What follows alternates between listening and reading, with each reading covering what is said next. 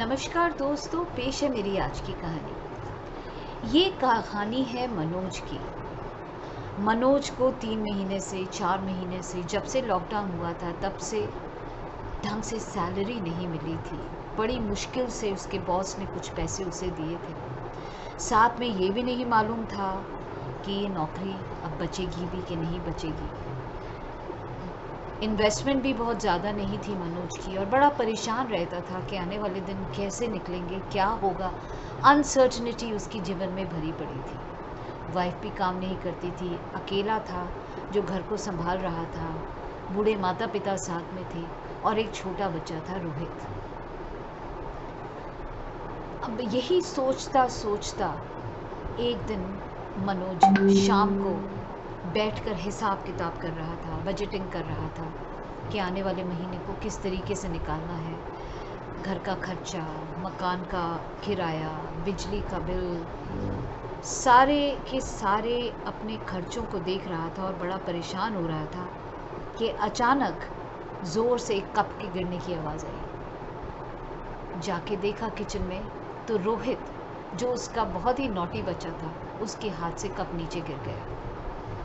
अब मनोज उस वक्त इतना परेशान था, इतना अंदर से हिला हुआ था अपने मनी मैटर्स को देख के कि उसने आप देखा ना तब रोहित पे चीखना चिल्लाना शुरू कर दिया। अंधे हो गए हो, तुम्हें दिखाई नहीं देता, जब देखो मस्ती करते रहते हो, ये वो। और एक जोर का तमाचा उसके चेहरे पे जड़ दिया। रोहित, जिसने कभी भी ये रूप अपने पिता का नहीं देखा था, पहले तो अपने पिता की आवाज़ सुनकर डर गया और फिर जब उसके मुंह पे चांटा लगा तो उसके 2 मिनट के बाद अचानक ही मुंह से खून गिरना शुरू हो गया। और हुआ ये था कि उसके मनोज के तमाचे से उसका जो कच्चा दांत था वो टूट गया था। मनोज की बीवी ने ये देखा और बहुत परेशान हो गए। दादा दादी भी बड़े परेशान हो गए, क्या हो रहा है क्या नहीं हो रहा। और सब अब मनोज पे चिल्लाने लगे कि ये तुमने क्या कर दिया। और मनोज बड़ा शर्मिंदा हो गया कि मैंने किया क्या ये। जल्दी जल्दी तैयार होकर डॉक्टर के पास पहुंचे और डॉक्टर ने जब देखा तो रोहित को ऐसे मजाक में कह दिया कि बेटा बड़े नॉटी हो गए हो, आजकल स्कूल नहीं है तो घर में ज़्यादा ही तुम मस्तियाँ करने लगे हो। रोहित ने आंखों में आंसू भरे अपने पिता की तरफ देखा और बोला, डॉक्टर साहब आगे से मस्ती नहीं करूँगा। रोहित का जैसे मन पसीज गया। उसने रोहित का नहीं, उसके पिता का, मनोज का मन जो था वो बहुत पसीज गया। He was as it is feeling guilty कि उसने बच्चे को मारा। अब उसने डॉक्टर को अपनी सारी बात बताई। डॉक्टर ने भी उससे कहा कि देखो हर कोई इस परिस्थिति से गुजर रहा है, हम सब इस स्टेट से गुजर रहे हैं। अनसर्टिनिटी सबके जीवन में है और अगर सभी इसी तरीके से बिहेव करने लगे तो आप सोचिए ये पीस जो घर में होना चाहिए, जो शांति घर में होनी चाहिए, वो कहाँ जाएगी। और इन छोटे बच्चों का क्या कसूर है इसमें। मनोज ने पूछा, डॉक्टर साहब इसका दांत तो बच जाएगा।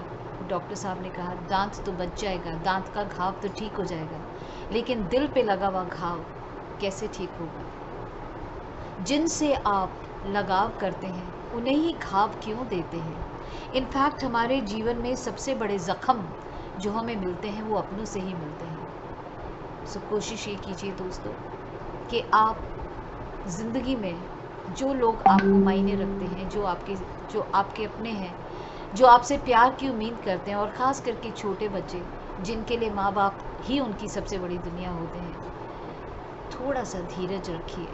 और जैसे कहा कि ये जो पेंडेमिक चल रहा है, जो बुरा वक्त चल रहा है, हमेशा नहीं रहता, ये बदलेगा ज़रूर। बिकॉज ज़िंदगी की एक सबसे बड़ी सच्चाई है that life always moves on, it changes. And when the night is darkest, जब सबसे गहरी रात होती है तो पौ फटने को है।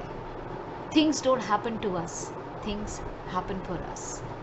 सो let's hold on to our horses, let's hold on to our patience, and let's take charge of our own selves and our emotions.